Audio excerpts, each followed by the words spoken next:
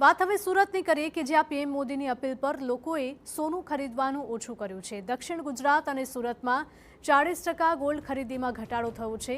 Surat gold માર્કેટમાં પણ PM મોદીની અપીલને સમર્થન મળ્યું। પીએમ મોદીની અપીલને આવકારી રહ્યા છે લોકો।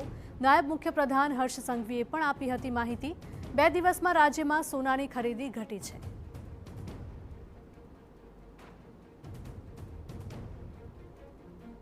તો બીજી તરફ સુરતના વેપારીઓએ પણ કબૂલ્યું છે કે પીએમની અપીલ બાદ સોનાની ખરીદીમાં ઘટાડો નોંધાયો છે।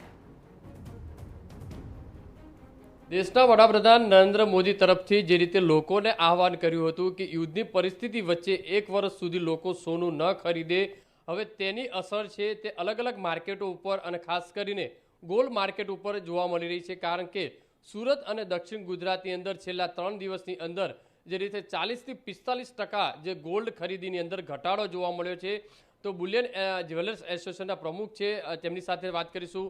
સાહેબ, કઈ રીતની ઘટાડો જોવા મળ્યો છે? હવે ગોલ્ડ માર્કેટની અસર કઈ રીતની છે? માર્કેટ કઈ રીતની સ્થિર થઈ રહ્યું છે? નમસ્કાર।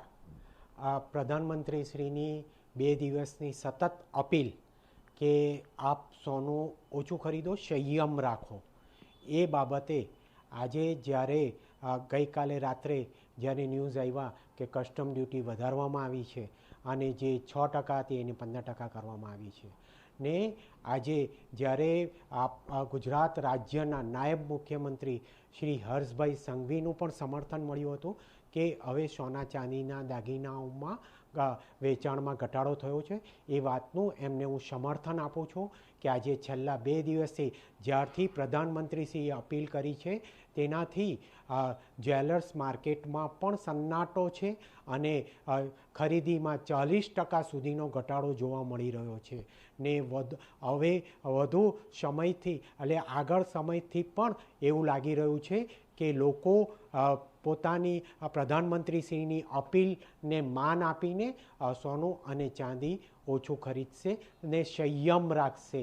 એમને જે પ્રસંગોપાત જે ખરીદી છે તે ઓછી કરશે, એવી અમારી અપીલ દરેક કસ્ટમરને છે। અને નાના જો થોડું સંયમ રાખવામાં આવે અને રોજીરોટી નાના કારીગરોની રોજીરોટી પણ જળવાઈ રહે અને જ્વેલર્સોનું માર્કેટ પણ સ્ટેબિલાઇઝ થઈ જાય, એવી અમારી ધારણા છે।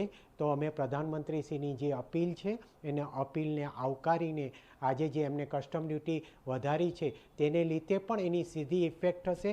સોનું ચાંદીના ભાવ વધશે અને કસ્ટમર આજે સોનું ચાંદી ઓછું ખરીદતા થશે। સર, સુરતની વાત કરીએ તો સુરત એક આર્થિક પાટનગર છે, મોટા પ્રસંગો થતા હોય છે, ખરીદી થતા હોય છે, તેની અંદર કેટલો ઘટાડો થયો છે છેલ્લા 2-3 દિવસની અંદર?